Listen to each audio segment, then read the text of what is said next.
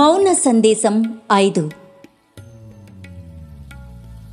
పరమాత్మ పిలుపు సుమధురం, నిర్విరామం. భౌతికంగా బిగ్గరగా పిలుచుచున్నాడు జీవుడు దేవుడిని పొందుటకు. అంతరంగములో చేయుచున్నాడు అనాహత నాదము జీవుడు దేవుడిని పొందుటకు. బయట ఊదుతున్నాడు శంఖమును క్షణకాలం జీవుడు శివుడిని పొందుటకు. జీవుడి లోపల శివుడు ధ్వనించుచున్నాడు శంఖానాదమును సుదీర్ఘముగా దేవుడిని పొందుటకు. ఆహా, ఏమి అద్భుతం, ఆశ్చర్యం శివుని ప్రేమ! వెలుపల వాయిస్తున్నాడు వీణానాదమును భక్తుడు వీణా శ్యామలను చేరగా.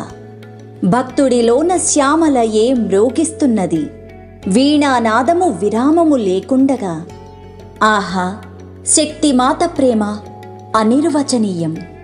దేవుడి ప్రేమ తెలియబడును జీవుడి ప్రయత్నం ఆగిన చోటున.